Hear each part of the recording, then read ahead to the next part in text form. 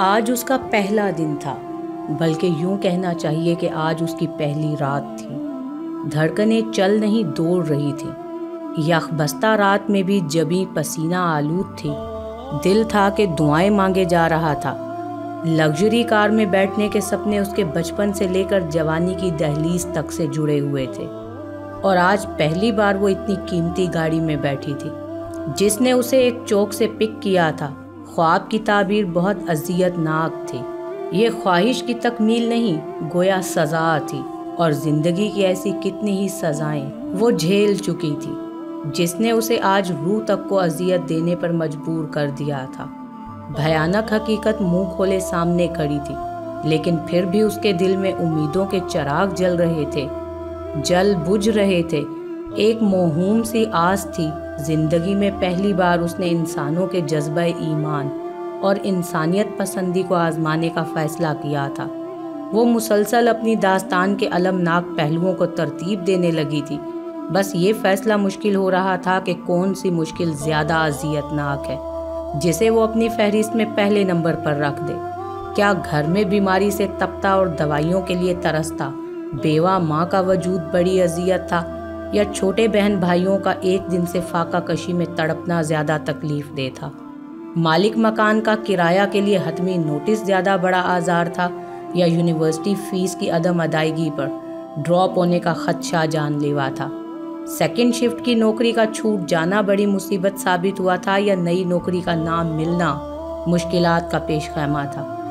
مشکلات اور تنگ جائی کی ایک طویل فہرست تھی، اذیتوں کا ایک نہ ختم ہونے والا سلسلہ تھا۔ فاصلہ کم ہوتا جا رہا تھا اور دھڑکنیں تیز سے تیز تر ہوتی جا رہی تھی۔ گھر سے نکلنے سے پہلے مغرب کی نماز میں وہ سیل رواں کی طرح بہتے آنسوؤں میں خدا کے حضور گڑ گڑا کر توکل کے ساتھ دعائیں مانگ چکی تھی۔ اسے اب یاد آ رہا تھا جب وہ اشک بار آنکھوں کے ساتھ گرد و نواح سے بے خبر دعا میں مشغول تھی۔ ساتھ والے کمرے سے بیمار ماں کہ مسلسل کھانسنے کی آواز آ رہی تھی، اور جب اس نے دعا کے اختتام کے بعد سامنے دیکھا تو اس کے لیے مشکل ترین فیصلہ آسان ہو گیا تھا۔ آپی، آپ نے تو کہا تھا رات کو کھانا مل جائے گا۔ پھر یہ اس کی چھوٹی بہن صفا تھی جو ڈوبتی آواز میں آخری بار کھانے کا پوچھ رہی تھی۔ اس سے آگے وہ کمزوری کے باعث بول ہی نہ سکی تھی۔ اس نے صفا کو پیار سے پکڑ کر چارپائی پر لٹایا تھا۔ بس میں کھانا لینے ہی جا رہی ہوں، آپ میرا انتظار کرنا، سونا مت۔ اس نے اس کے ماتھے پر بوسہ لیتے ہوئے کہا تھا، آپی میں بھی نہیں سوؤں گا۔ یہ 7 سالہ عبداللہ تھا جس نے اس موقع پر اپنی موجودگی کا احساس دلانا ضروری سمجھا تھا۔ ایمان نے مڑ کر ایک نظر معصوم چہرے پر ڈالی جہاں طلب اور آس کا ایک جہاں موجزن تھا۔ بیٹا یہاں آؤ۔ ایمان نے اسے بلایا تھا، اور جیسے ہی عبداللہ اس کے قریب آیا اس نے اسے سینے سے لگا کر بھینچ لیا تھا۔ معلوم نہیں یہ پیار کا جذبہ تھا یا ترس کا احساس، جو اس کے چہرے پر ڈالنے کے بعد اسے اندر سے توڑ دینے کے لیے کافی ثابت ہوا تھا۔ عبداللہ اور صفا کو لٹانے کے بعد باہر آ کر اس نے اپنی کلاس فیلو شزا کو کال کی تھی، جو بلو ایریا کی یونیورسٹی میں با اختیار ڈیلر تھی۔ میں تیار ہوں، گاڑی بھیج دو، اس نے کال پر کہا تھا۔ گڈ سویٹی، تم ایسے ہی پریشان ہو رہی تھی، 2-3 گھنٹے کی بات ہے، بس انتظار کرنا، 10 منٹ بعد گاڑی تمہارے گھر آ جائے گی، اور ان تمام باتوں کا خیال رکھنا جو تمہیں بتائی تھی، شزا نے چہک کر کہا تھا۔ 10 منٹ بعد جو سفر شروع ہوا تھا اس کا اختتام ایک کوٹھی کے سامنے جا کر ہوا تھا۔ ڈرائیور نے گاڑی گیراج میں پارک کرنے کے بعد اس کی ایک خوبصورت سے بیڈ روم کی طرف رہنمائی کی تھی۔ آپ یہاں بیٹھیے، صاحب آتے ہیں۔ وہ اس کو بٹھا کر چلا گیا۔ کمرہ ٹھنڈا تھا لیکن اس کو پسینے آ رہے تھے۔ وہ حافظہ تھی، 5 وقتہ نمازی تھی، زندگی کے 21 سال گزارنے کے بعد بھی آج تک خدا کی قائم کردہ حدود سے باہر نہ نکلی تھی، لیکن آج اس کا خود پر سے 21 سال کا زوم ٹوٹنے والا تھا۔ وہ وہاں بیٹھ کر خود کو زمانے کی بدترین عورت محسوس کر رہی تھی۔ کیا اس کی زندگی بھر کی کمائی خاک میں ملنے والی تھی؟ کیا اس کے بعد وہ خدا کا سامنا کرنے کے بھی قابل نہ رہے گی؟ عبادتوں کے ضیاء سے خدا کی جدائی کا غم شدید تھا۔ وہ بچھڑنا نہیں چاہتی تھی لیکن بچھڑ رہی تھی۔ زندگی کا واحد سکون خدا کو حال غم سنانا تھا۔ اس سے باتیں کرنا تھا، اس کے حضور سجدہ ریز ہونا تھا، جسے وہ کبھی کھونا نہیں چاہتی تھی۔ لیکن چاہت سے کچھ نہیں ہوتا، حالات سے ہوتا ہے، اور حالات نے بتا دیا تھا کہ راندہ درگاہ ہونے میں چند لمحے ہی باقی ہیں اس کے لیے۔ انتظار طویل ہو رہا تھا، آدھا گھنٹہ گزر چکا تھا۔ اس کے سامنے صفا اور عبداللہ کے معصوم چہرے منڈلا رہے تھے۔ وہ بے چینی سے اپنی انگلیوں کے ساتھ کھیل رہی تھی۔ نظروں کا رخ دروازے کی جانب تھا۔ یہ دروازہ کھلنے کے بعد اس کا اللہ سے تعلق والا دروازہ بند ہونے والا تھا۔ وہ گھر سے لے کر اس کمرے میں آنے تک معجزے کی دعا کر رہی تھی۔ وہ دعا کر رہی تھی کہ اس دروازے کے پیچھے سے برآمد ہونے والا کوئی آدمی نہیں، انسان ہو۔ نہیں، انسان نہیں، فرشتہ ہو۔ اچانک ڈور لاک میں حرکت ہوئی۔ وہ آ گیا تھا۔ ایمان کی دھڑکنوں میں اضافہ ہو گیا۔ دروازہ کھل گیا تھا، لیکن سامنے کا منظر دیکھنے کے بعد اسے یقین ہو گیا تھا اس کی دعائیں قبول نہیں کی گئی تھی۔ صرف دل ہی نہیں ڈوبا تھا، ایمان بھی ڈوب رہی تھی، ایمان بھی ڈوب رہا تھا۔ خبر درست ہے نا؟ امجد نے دریافت کیا۔ ارے یار، تم سے جھوٹ کیوں بولوں گی؟ مگر تمہارے پاس وقت کم ہے، جو کرنا جلدی کرنا۔ فون کے ریسیور سے ایک نسوانی آواز ابھری۔ اچھا ٹھیک ہے، تم سے میں بعد میں بات کرتا ہوں، میں ذرا آج اس سے حساب چکتا کر رہا ہوں۔ امجد کی آواز میں جوش کے ساتھ انتقام کی آگ جھلک رہی تھی۔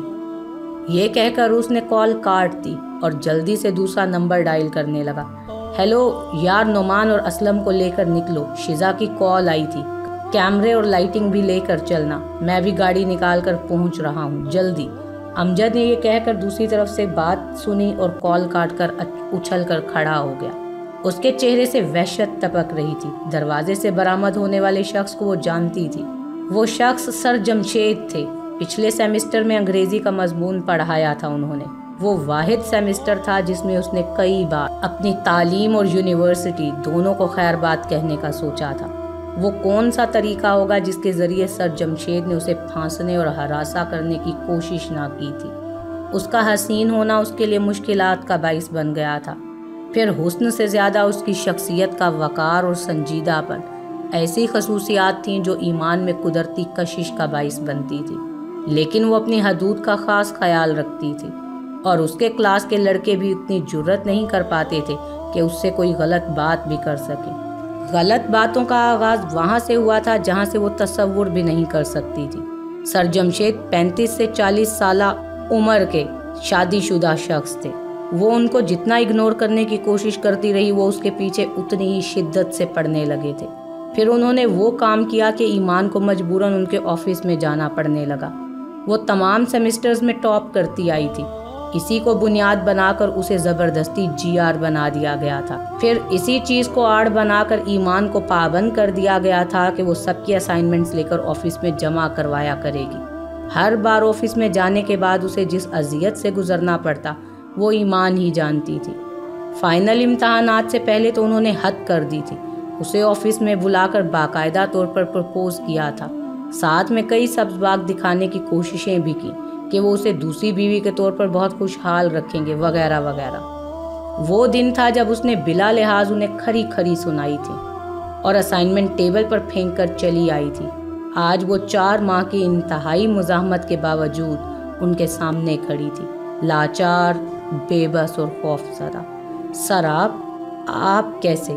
شزا نے تو کہا تھا کہ کسی کو کانوں کان خبر نہ ہوگی، مگر آپ یہاں؟ ایمان نے اٹک اٹک کر بولنا شروع کیا۔ سر جمشید نے دروازہ بند کیا، دھیمی چال چلتے قریب آئے، سکون سے ہاتھ باندھ کر بالکل اس کے سامنے کھڑے ہو گئے، فاتحانہ مسکراہٹ کے ساتھ اس کو دیکھنے لگے۔ تم خوف زدہ ہو کر اور بھی خوبصورت لگ رہی ہو۔ آواز میں بلا کا اطمینان تھا۔ سب میری ماں بیماری سے مر رہی ہے، میرے چھوٹے بہن بھائیوں نے کل رات سے کچھ نہیں کھایا، پلیز میری مدد کریں سر، پلیز۔ ایمان نے رکت آمیز لہجے میں جلدی جلدی بولنا شروع کیا۔ سارے راستے وہ جس انداز میں زندگی کی کہانی کا سکرپٹ سوچتی رہی تھی وہ سب بکھر چکا تھا۔ عزت لٹنے کے مقام سے باعزت نکلنے کا خواب چکنا چور ہو چکا تھا۔ ایک اور بنت ہوا لٹنے کے لیے تیار تھی اور ایک اور ابن آدم فتح کا جشن منانے والا تھا۔ وہ چل کر سامنے بیڈ پر بیٹھ چکا تھا، سگریٹ سلگانے لگا اور بولا، اچھا یہ تو بری خبر ہے، چلو گھبراؤ مت، آج ہم تمہاری مدد ضرور کریں گے۔ سگریٹ کا لمبا سا کش لے کر دھواں اس کے چہرے پر اڑایا گیا تھا۔ جواب مل گیا تھا۔ ایمان کے چہرے سے آنسوؤں کی لڑیوں نے بہہ کر ٹھوڑی تک کا سفر طے کیا۔ اس نے آخری بار گلو گیر لہجے میں بولنا شروع کیا، سر میں جھوٹ نہیں بول رہی، خدا کی قسم آپ میرے گھر چل کر دیکھ سکتے ہیں، میں واقعی مجبور ہوں۔ آپ جانتے ہیں میں ایسی لڑکی نہیں ہوں، میری نوکری چھوٹ گئی۔ اور بات مکمل ہونے سے پہلے ایک زناٹے دار تھپڑ اس کے منہ پہ پڑا تھا۔ حرافہ، میں یہاں تیرے گھر کے حالات سننے نہیں آیا، تو نے کیا سمجھ لیا تھا جمشید کو انکار کرنا آسان ہے؟ کیا میرے لیے کچھ بھی ناممکن ہے؟ میں تجھے عزت کی روٹی دے رہا تھا اور دیکھ تو نے کیا کیا، ذلت کی روٹی کا انتخاب کیا۔ بڑا ناز تھا نا تجھے اپنی پارسائی کا، اب یہ رونا دھونا بند کرو ورنہ خالی ہاتھ جائے گی یہاں سے۔ وہ سر جمشید نہیں تھے، اس نے آج رات کسی فرشتے کی دعا مانگی تھی، اسے فرشتہ کیا انسان بھی نہیں ملا تھا۔ سامنے بیٹھا آدمی تو درندہ تھا۔ سر اللہ کی پکڑ سے ڈرے، آپ تو مسلمان ہیں نا۔ پھر بھی اس کے رونے میں شدت آ چکی تھی، اپنی بے بسی پر، حالات پر۔ جواب میں ایک کہکہا بلند ہوا تھا، یہ اپنے قبر کے عذاب کی بکتا مجھے مت سناؤ۔ ایمان کو لگا سر جمشید ٹھیک ہی کہہ رہے تھے، جو بچا سکتا تھا اس سے وہ خیر مانگ چکی تھی، بدلے میں سر جمشید کی شکل میں اسے ایک شر مل رہا تھا۔ جب وہ نہیں بچا رہا تو کون بچا سکتا ہے؟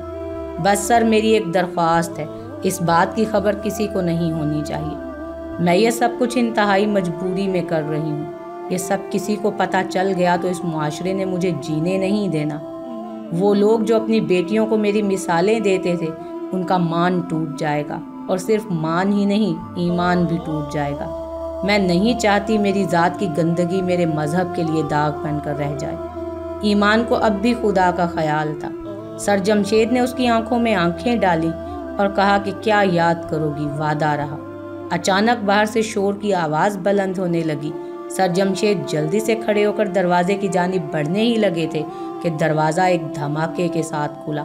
کمرے میں تیز روشنی کا سیلاب آیا تھا جس کا فوکس ایمان اور سر جمشید تھے۔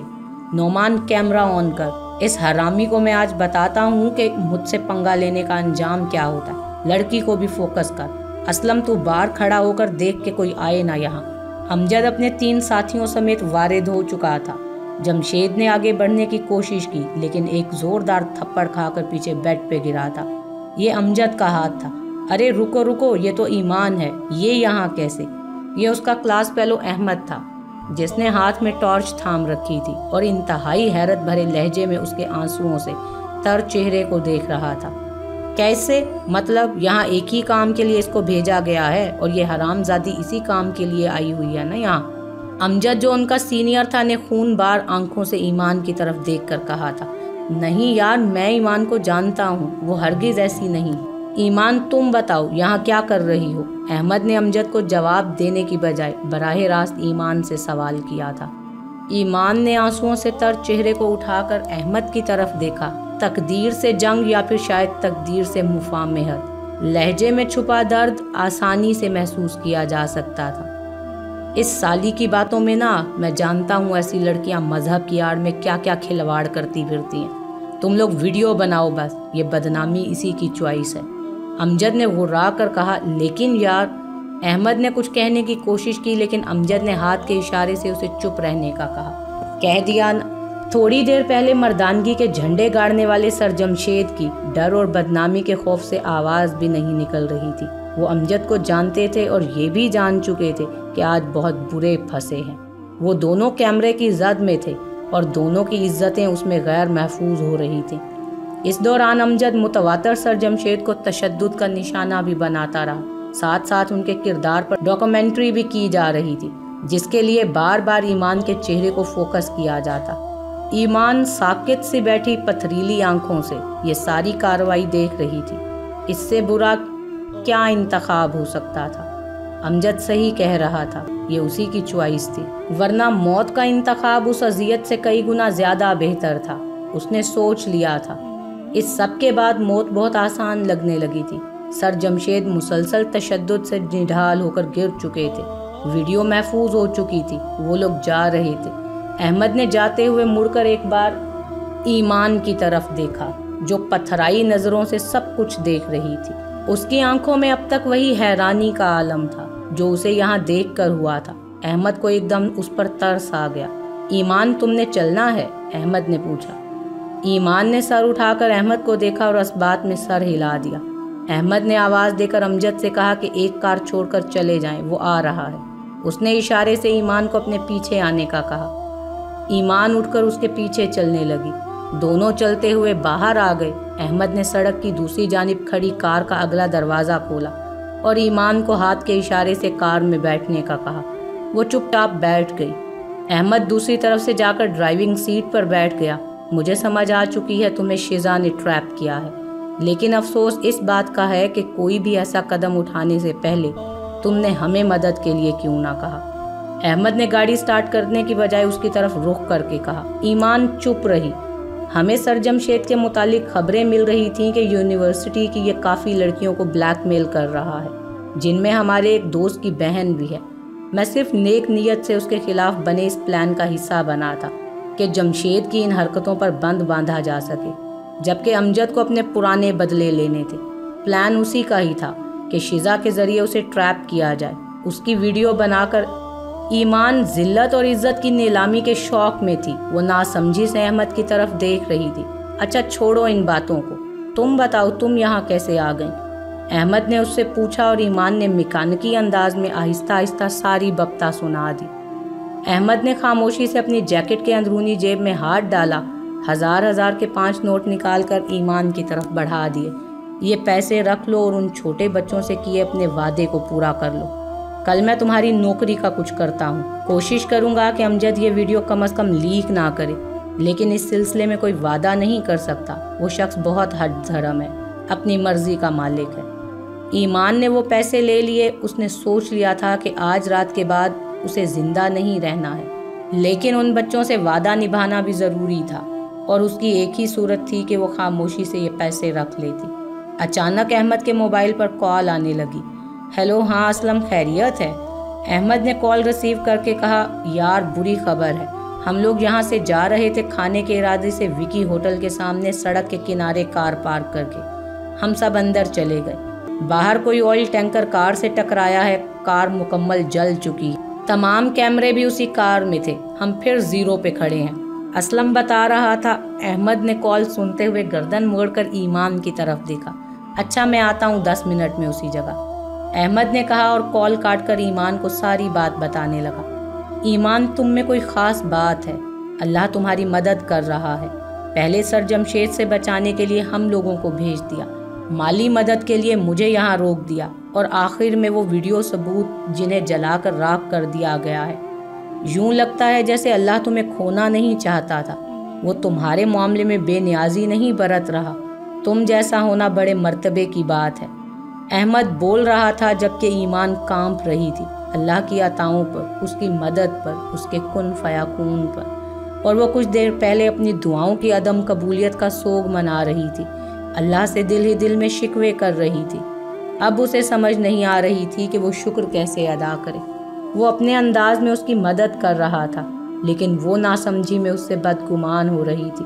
وہ کار کا دروازہ کھول کر باہر آ گئی۔ ارے کہاں جا رہی ہو؟ احمد بھی ڈرائیونگ سیٹ کا دروازہ کھول کر باہر آ گیا، لیکن کار کے گرد گھوم کر جب اس نے دوسری طرف آ کر دیکھا، وہاں کا منظر رکت انگیز تھا۔ ایمان اسی سڑک پر سجدہ ریز تھی، آنسو تھے کہ رک نہیں رہے تھے۔ احمد اس کے سر اٹھانے کا انتظار کرتا رہا۔ ایک اور بات ہے ایمان۔ جیسے ہی ایمان نے سر اٹھا کر بھیگے چہرے کے ساتھ احمد کو دیکھا تو احمد نے اس کی آنکھوں میں آنکھیں ڈال کر کہا، تمہیں اللہ نہیں کھونا چاہتا، اور آج میں تم سے وعدہ کرتا ہوں کہ میں بھی تمہیں کبھی نہیں کھونے دوں گا۔ تم میرے لیے پہلے بھی بہت متاثر کن تھی، لیکن آج مجھے تم سے عقیدت ہو گئی ہے۔ بے فکر رہو، آج رات کی سب باتوں پر تمہیں کچھ سننا نہیں پڑے گا۔